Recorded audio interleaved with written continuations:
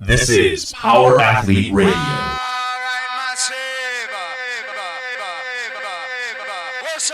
With your hosts, Denny K, Professor Booty, and the Luke Summers.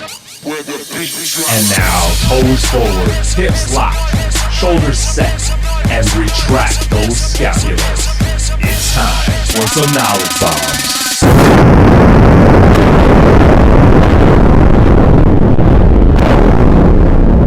What's up, Power Athlete Nation? Welcome to Power Athlete Radio episode 53. This is Denny. I'm here with Luke, Cali, and Tex. How you doing, guys? What's up? Incredible. How are you? I'm amazing. Amazing. Excellent. I'm doing okay. Did you guys have a good Easter? Sure, yes. I don't know. What did I do on Easter? Well, I had a bachelor party the night before, so I was basically worthless to because that's what God would want, so. He has risen. Well, sorta. That's all, like, on Facebook and the social media, that's all I kept seeing is he has risen. My favorite one was just like a little meme of Jesus, and it said BRB. That was my favorite one.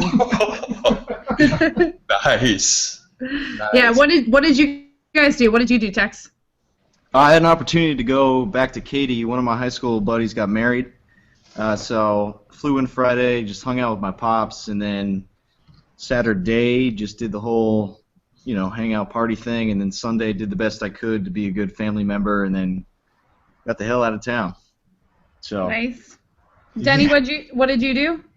You know what?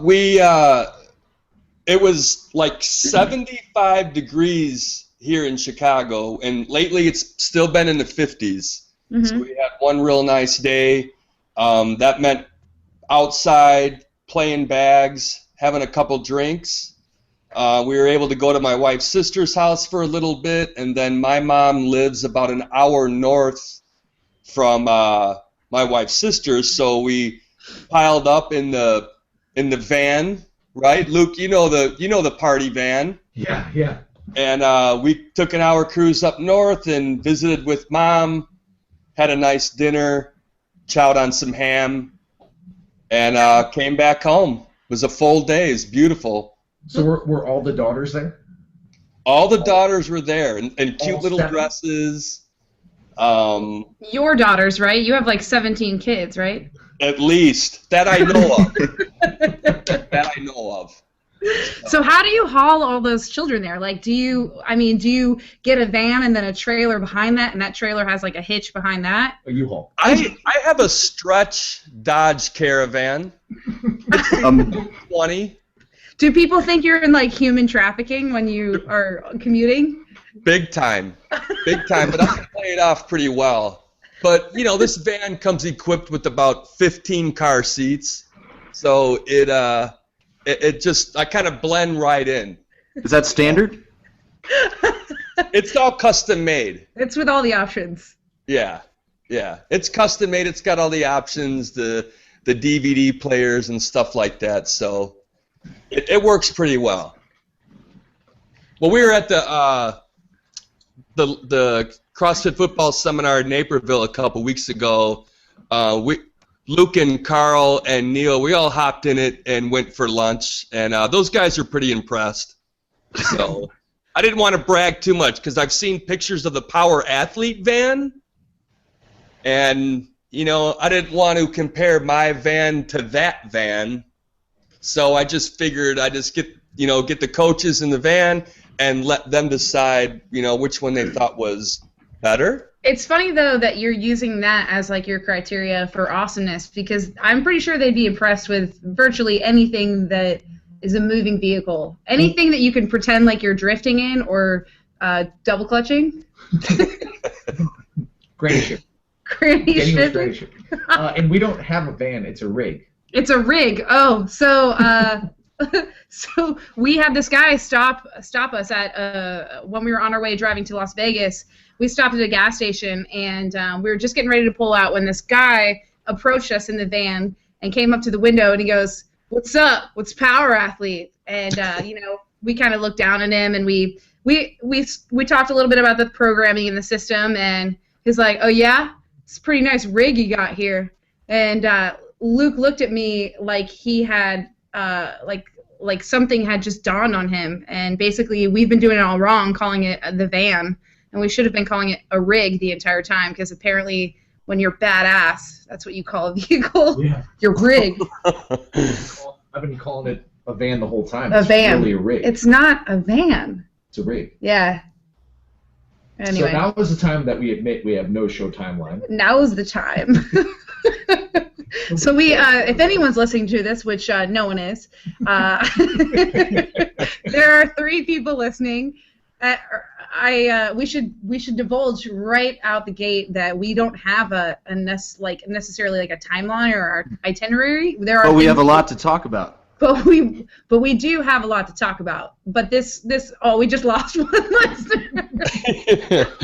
This is gonna meander a little bit. But I find it shocking that we only have 3 listeners when I've been on hiatus for like 2 weeks. I feel like maybe it has something to do with it. People think I'm no longer on the podcast or something, which is troubling. It would be troubling to me if I were a viewer. Absolutely. So what do you want to talk about now? Well, how'd you guys do with the Mid-Atlantic Throwdown? Mid-Atlantic Affiliate Challenge, yes. Affiliate Challenge. Yeah, so we put that team together. We didn't have a chance to really train together, obviously, since we were representing the East Coast West Coast rivalry. But we bonded over the course of the weekend, and we crushed it. We did pretty well. There were 55 teams in the RX division, and we got 17th, which nice. Is not terrible. It's not great, but we definitely held our own for being some of the bigger, stronger athletes. We're 17th overall, and we napped through 2 workouts. We napped through 2, yeah. I thought that was the workout, so I'd been training exclusively for napping. But yeah, we did pretty well. I was happy. Obviously there's stuff that you look back on that you would change, but the event was really well run. The main thing was to basically get on the East Coast and get some more representation out there. The East Coast we do have a pretty good power athlete following, but we're greedy. We want more. We want more people to know the training system. We want more people coming to the seminars. And so we reached out to some of the guys that we have out there that were hosting the seminar. So Connor Lynch helped us out. He's hosting the seminar at CrossFit South Arlington, and that's May 10th and 11th, I believe. Yep. And we also had Tex meet us up there, talk a little bit about Wade's Wings at the booth. And then we also had 2 of our guys, or we actually had Bobby Goodfellow, who has also attended the CrossFit football seminar and is a big proponent for what we do in his own gym. He runs a CrossFit football class there. So yeah, plenty of power athletes to represent.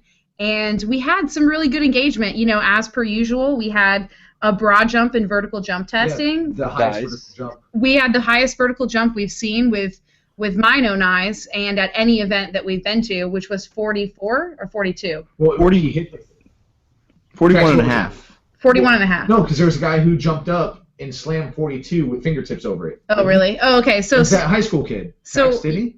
Yeah. Go ahead, Tex. You can tell him there was a guy, I think, that we couldn't get the rig high enough, and apparently his fingers went over the last target. But where he failed was to replicate. So it's like cold fusion. We don't know if he really got that 42 inches or not. Well, you only have so much power in it. It's not like we're asking him to, point his toes or something. But when I was setting up the vert, people were coming in, athletes, just to get warmed up because they were in the first heat because I don't think they were doing so well. And a guy did hit 39 inches. So the first guy to jump for the day, and that record stood basically for 7 hours until the dude from District CrossFit came up and hit 41 and a half. So every day the guy was, or every hour the guy was coming by and saying, "How am I doing? Am I still standing? How am I going?" So it was pretty funny. Who was the guy from District? What was his name? It wasn't that the guy who looks like Wolverine. It's not Noah, right? No, it wasn't Noah, man. I gotta look up his name. I see him at every competition I do with the Mid-Atlantic. I should know him by now. Yeah.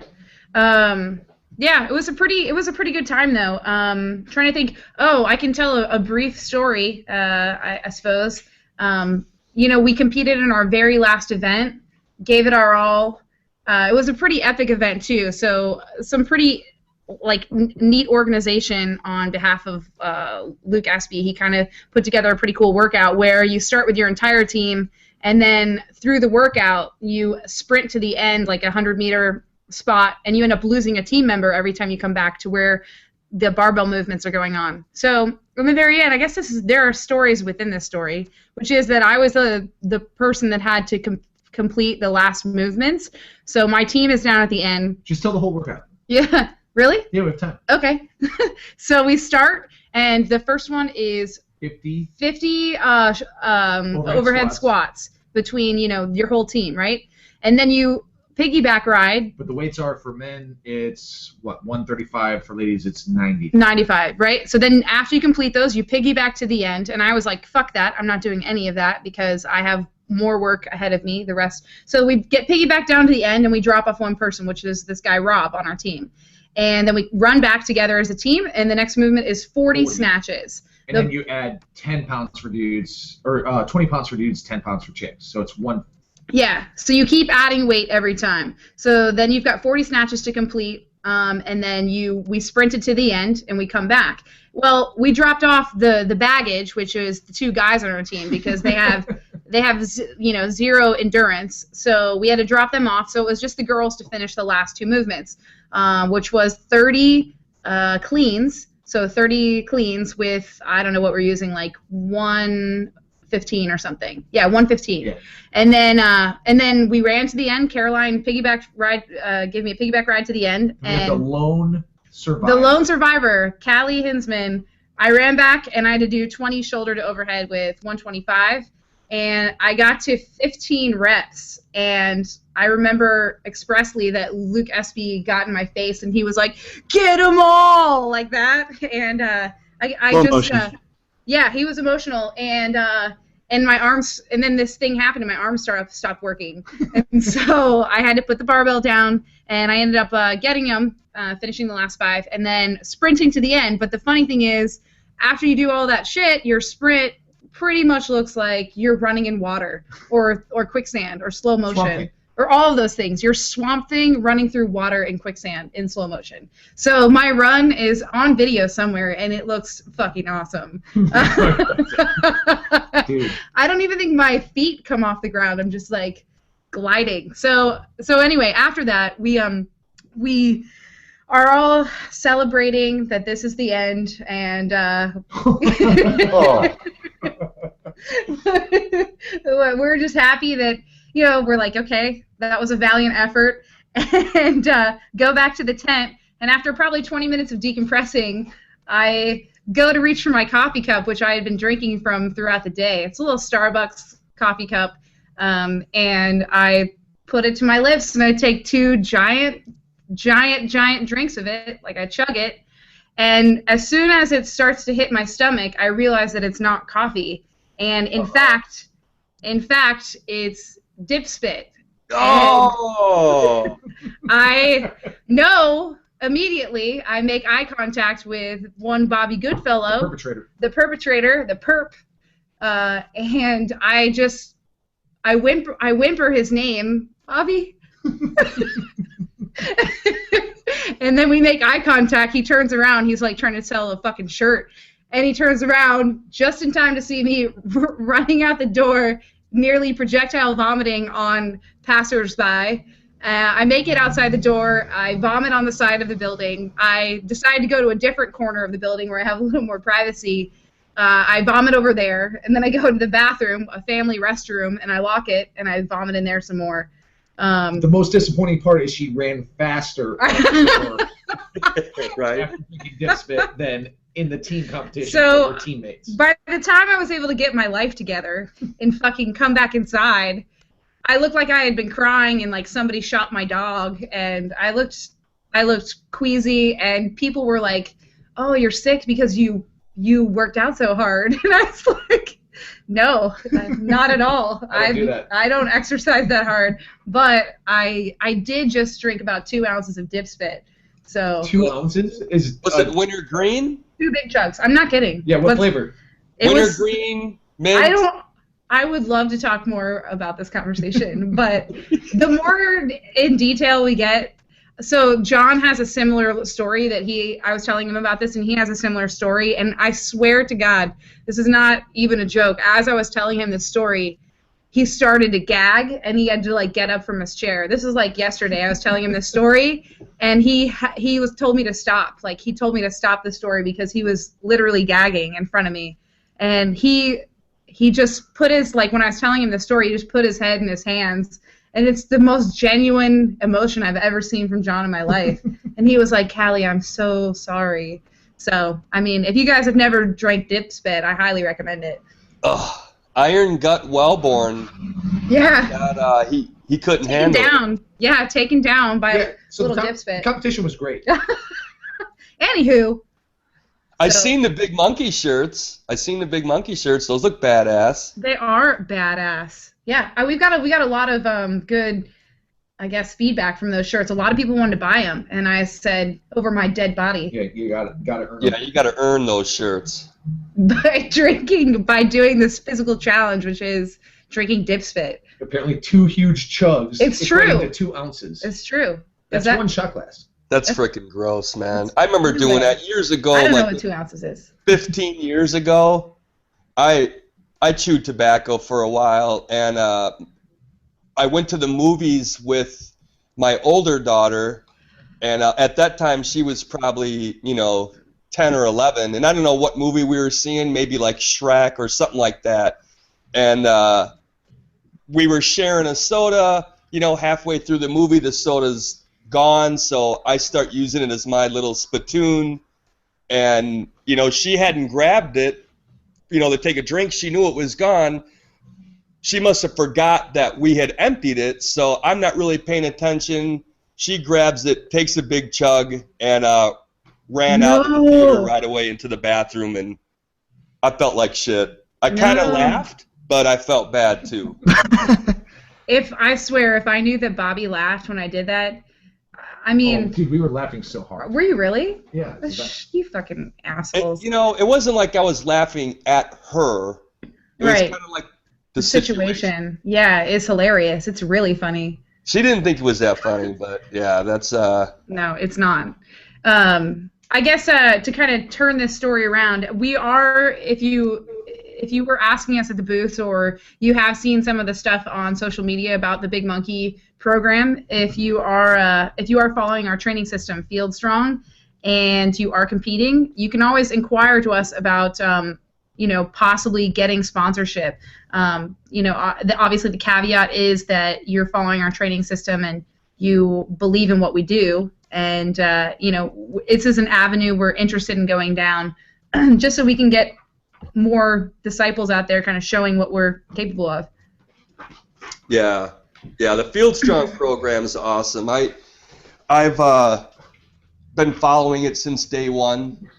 I've been recording everything in like my journal, handwritten. I do, I kind of been slacking on getting on the website and kind of posting everything. Mm-hmm. My excuse is I'm on the computer too much, but I love it. I've adjusted, my time to it. It's going to take like 2 hours, if you want to get it all. But I've noticed just the stability work alone, I could already tell within a month of that, I can already see the difference in my lifts, in the way I feel, in the way that I can move my body through space. I can give you an example. The way I do like my handstand walk, it's kind of like the scorpion. You know what I mean? Your legs are kind of bent. That's how I always was able to do my handstand walking. And now I can kind of like be totally vertical. You know what I mean? My legs are straight up. My torso is locked.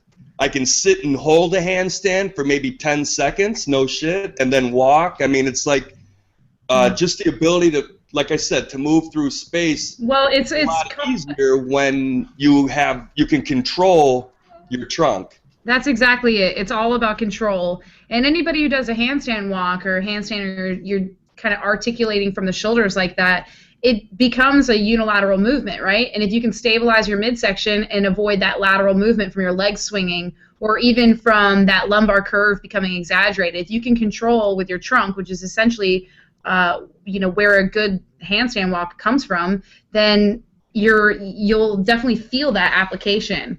Nothing pains me more than seeing somebody who's doing any movement without control. And the Field Strong program, with the accessory work that we've added and kind of diving more in depth with the warm-ups, it addresses all of those factors. So I'm glad to hear that that's working for you.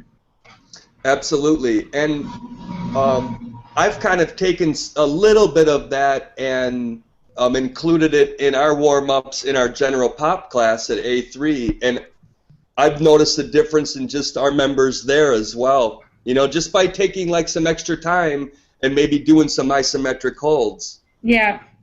And if anybody doesn't know what we're talking about, then obviously maybe you haven't seen the Field Strong program. Now would be the time to do it, Yeah, the magic is how you cycle all that stuff.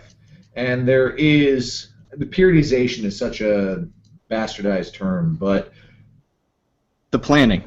Yeah, the planning of it, the planning and implementation and building, and I'm pantomiming right now, skill on skill on skill. Hand over hand over hand. But no, it's unbelievable, man. I mean, and what's funny is this is what we do in our training for warm-ups and what we talk about at the seminar as well. And now we're just throwing it out there for our followers. And yeah. And Denny, I mean, you are not the first person to say this stuff.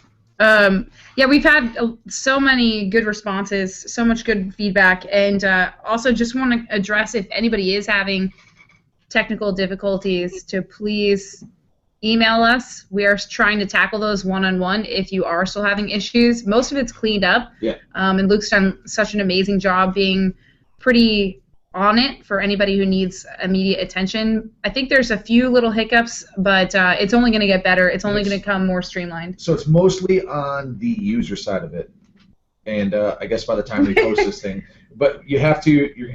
Which sounds like, isn't everyone a user? Yes. I mean, for somebody who's not technologically savvy like myself, I mean, that's the side that I care about. But you have to clear your browser history, clear your cache, and it clears it out, and it all just fixes itself. Yeah, you just write it off. Jerry. You just write it off. But no, it's good stuff. And you know what the best part is in the next. Let me think about our timeline here.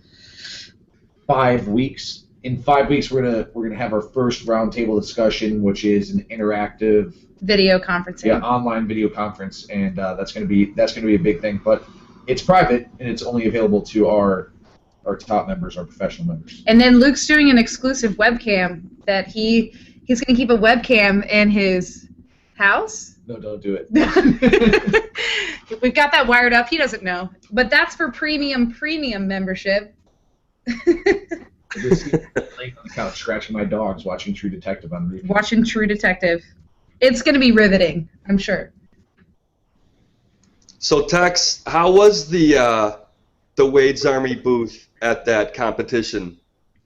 It was good. I had Luke Espy gave me an opportunity to stand up in front of the crowd when they were kind of building a rig for the next workout. So then we just got to drop Wade's Army on people. I know we had a couple guys just randomly wearing the shirts walking around, so I had just a chance to talk to them, see what they were doing. And they were both from CrossFit Syndicate, so then they really expressed, how much Luke Espy has been helping promote this thing just within his walls at the gym. And I met another woman, her sister, like her niece had neuroblastoma, and so she told me about this race in Frederick, Maryland, a 5K. It's in June, so I'm going to do some research and see if I can just show up and see what we can do for them to kind of bridge the gap and make this big connection between neuroblastoma nonprofits. So I mean, it was a good opportunity just to kind of meet people, and then the most success we had last year was solely on just guys like Luke Espy, or guys that kind of like Neil and yourself, Denny. They just took the reins within their gym and started to promote it. I know Carl Case did a good job. I mean, they raised $2,500. So it's just 1, 2, 3, or 4 guys, individuals, and they just take this thing and run with it, and then we just all bring it together and collect for a good cause. So just people. Yeah, that's awesome, man. I'm glad. After the competition, Luke Summers, since he was on the East Coast, he flew down to Tampa Bay to kind of spend 3 days in my shoes. Yeah. Tell us a little bit about that, Luke.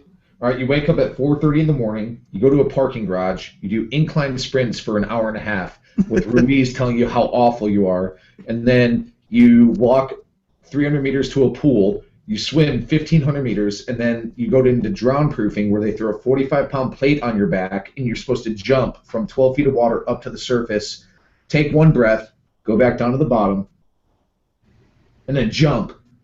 That sounds like so much and then fun. Take a breath, and then go back down the bottom, and you do that for a half hour. That sounds like fun. Yeah, and the next thing you know, it's noon, and you you usually have 8 more hours to go. Yeah, you usually You have get a lunch 5 break. meals.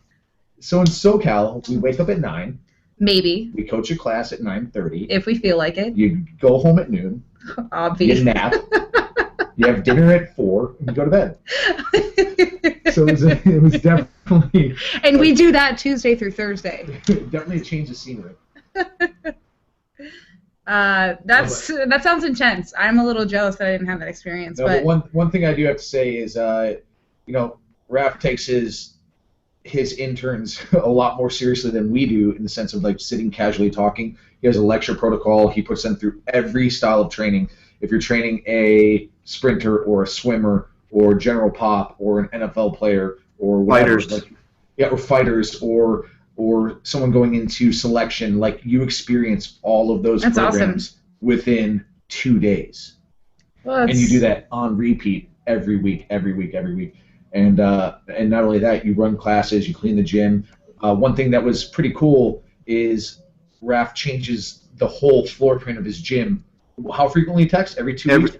Every 3 weeks. Every 3 weeks. So he, like if your squat racks are against the wall, he just changes that and puts them all against the net. Or like think about changing your whole gym floor layout every 3 weeks. And I asked Tex why, and then he's just like, it changes the stimulus, keeps people interested. And that's his whole... That's genius. But that's also his whole philosophy on training is we're doing pull-ups today, we're going to do pull-ups on Friday, but it's different Something's heights on different. pegboard. It's like, or we're doing different pulls So within each rep. it's every set. So say you do 3 sets of bench press, the expectation is each time you have a different grip. So whether you're going narrow, whether you're going, thumb off the smooth, you're going wide, whether you're doing pull-ups, you're doing, double fish hook, single fish hook, ISO elevated on a pegboard, every single thing you do is different. So let me ask you this, though, Tex, just for my own curiosity. What if he had an athlete in there who, I know he works with a lot of athletes who know what they're training for and who have sports-specific goals. But what if the training looked like the sport, like bench press was, you're working with a power lifter? Do you think he would add as much variation? What's the application there? That's a great question. I mean, I got to bring that up. I know a lot of my focus and question have been with sports specific, whether it is swimming or a guy with selection. So I've just only observed and noticed how he's changed it for swimmers versus field sports. Yeah, I guess I'd be curious to see if he had an athlete just come in off the street who just generally said, okay, I want to increase my bench press or I want to quote unquote get stronger. I'd be curious to hear if, changing the grip on bench with an amateur athlete, if that's something that he would advocate over traditional bench press, straight sets, with a linear progression, or if he would jump into variations on the lift, if that's more of his angle, if he feels like that's appropriate for everyone. With the assumption all these athletes that he has, they also have practice. So these swimmers come lift, and then they go swim. The selection guys come in, they train, and then they got to ruck, and then they got to go shoot, and they got to go to do all that. So I imagine that a power lifter would have his powerlifting program, and he would go to RAF because he's looking for the extra thing. He's capable of doing this, so he goes to RAF because he's incapable of doing that. So then RAF would fix that limiting factor or take the approach of fixing the limiting factor, more so than developing a whole program for bench press, squat, deadlift, the power lift, sport per se. It'd be tailored to that individual of what exactly is holding him back, not necessarily, just thinking bench press. Yeah, I guess that makes pretty good sense, and I guess if people are seeking out Raph, they know what he's capable of, so that's awesome. I'm pretty jealous that you have that experience. I would love to have the same experience. I think Raph would destroy me. He would destroy me emotionally, obviously physically, and I look forward to that opportunity. Well, and Tex, how do you get into the university again? You got to hit up Raph himself. I know we can plug his email address, and he's looking for a summer class, and he doesn't just take anybody. I was extremely fortunate that he knew who I was and John and all that good stuff. But I think six emails since our podcast number 51, and he just batted an eye at all those guys because they didn't impress him enough. So yeah. And it's not easy. Luke lived it for 3 days, and he said, "I'm out. I'm done." You left a day early to go get drunk. It was a bachelor party, Tex. It wasn't getting drunk. It was for Easter. Yeah. But it's a lot of fun. I know he just posted a video today from our morning session, and we did just some crazy different variation of the push-up starts, and it all tailors back to athletic position. Can you just remind people what that is if they want to look at it right now, what the website is and what his Facebook page is? Facebook is just it's 144.1, and then what you want to look for, all his videos are through the Kinetic Creativity initiative. But he's got those linked up on Facebook. Correct. Yeah, we'll link it up ourselves. But it all comes down to posture and position, athletic position, and then how many different ways can you do that. And he called Luke and I out through some starts, some sprints, just because Luke and I are built pretty much the same. And we had the same problems and issues of all of our sprint starts. And just today... Too fast? Almost like too fast? Too blurry. He asked Luke to slow down so we could coach him up. Yeah, that sounds about right. Then he would love to see my sprint. My upright run. Listen. Yeah, but honestly, the biggest thing I took away is just that coach's eye, looking for the littlest things and things I thought, or I had no idea were doing wrong. And, all the value comes in the sessions and then watching each other move. So those Tuesday, Thursdays that we're getting up early and getting our ass kicked, that's where the value is. And that drown proofing, holy shit, if you ever had it's life-threatening experience. Well, honest to God, and it puts you in a place that, I don't know, you can't get you can't get that in a weight room. Yeah. A lot of people who think training is hard, and you're thinking, all right, just focus on your breath, slow your breathing down. Well, when you're 12 feet deep, you can't focus on your breathing, and honestly, just freaking nerve-wracking experience, as Luke can tell you. And each freaking swimming pool session, I dread it because he finds a new way. It's not just 45-pound plates. Luke and I had to hold hands in the water, tread, and then pass a snorkel, and that was our only breath. So it's freaking. What? I know. That's pretty good. Did you guys give each other like mouth to mouth? I thought we were mouth to snorkel. That's hot. Yeah. Dude, though, it reminds me of what you guys talk about when you talk about like the psychology of discomfort, putting you in an uncomfortable place and full force. Yeah, right, and seeing if you'll persevere or not, or what you would do. Would you just crumble? Would you rely on your training or a technique of some sort? What would the only way you would know how you would respond is if you were placed in an environment like that. And I think that sounds awesome. I'm glad you guys are doing it, not me. No, Denny, you and I are next. You and I are next. We're gonna pass snorkels in the pool. We're gonna sprint together. We're basically built the same too, so we probably have all the we probably have all the same issues. Let's do it. Yeah, pretty much every session I get called out for being a bitch, but I mean. Yeah. Well, but there is that factor that you are a bitch, so. In the pool. I'm just kidding. Well, that's awesome. Well, that was great having Raph on the show. And how about Rip? Man, was that a badass show or what? Or just the things that the guy was saying. The one-liners. I didn't know, that was like, obviously, the only, how do I want to say it? It was like the first time I've been like on a call with him and just hearing, how he just kind of shoots from the hip.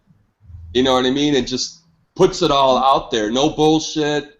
Doesn't church anything up. Rip. And the one-liners were great. Who? Rip? You're talking about Rip? Yeah. Yeah. Ugh, good Lord. That guy is hysterical. So I listened to it after the fact because I'm so sad that I didn't get to be on that call. But I probably wouldn't have spoken at all anyways because he's such a good talker. And I do have his phone number, and I just want to call him one day because I guarantee you if he picks up, we'll just chat for like an hour and a half about nothing. And he won't even care who's on the other line. As long as, like, we're just chatting, I think we could talk about, like, a myriad of topics. He sounds like he'd be down with it.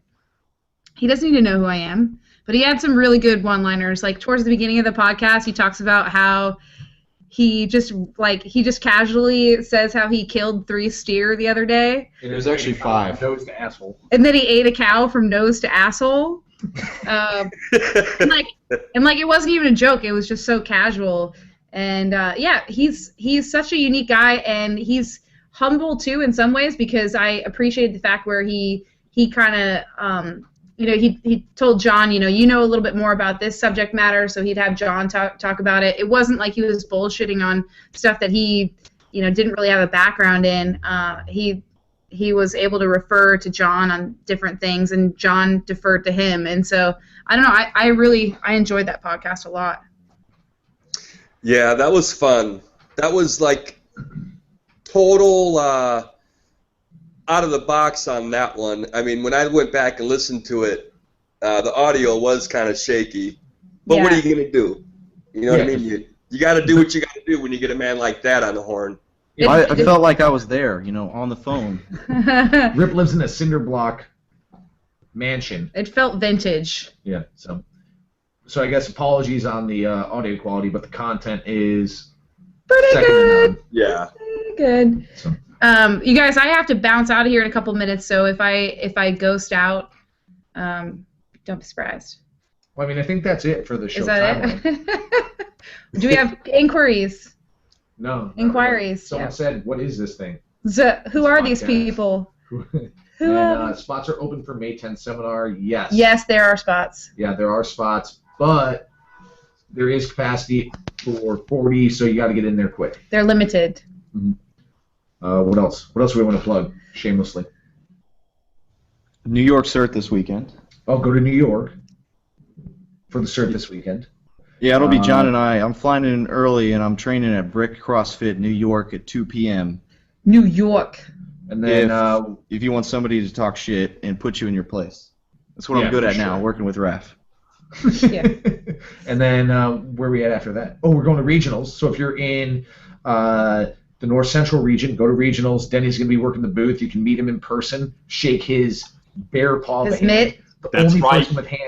Only person with hands bigger than Shaquille O'Neal. And then and a bed. We're going to be in the Mid-Atlantic region, SoCal, and then also in, what's Utah? Yeah, Utah is Southwest. We are all over the place. We're taking over. So please come visit the booth. We'll have apparel at all of those locations. You better get ready to do some sort of feat of strength or possibly test your bra jump for some swag. Or we'll be doing something athletic at the booth. We are always, without a doubt, the party booth. We bring the jock jams, the long hair, and what else, Luke? The Moxie. Moxie, yeah. Sure. So visit the booth. And then the other thing is we have a LA CERT coming up as well. Yeah. In 2 weeks. So California people get there. Get there. I think that's it. I got to bounce, but it's good talking with you guys. Yeah, absolutely. I miss you, Denny. We'll be seeing each other soon. All right, boys. Good show. I miss you too, Tex. Oh, hey, Kelly. Yeah. All right, I'll see you guys in hell. All right, see you, peeps. All right, guys. Thanks. Later. Bye.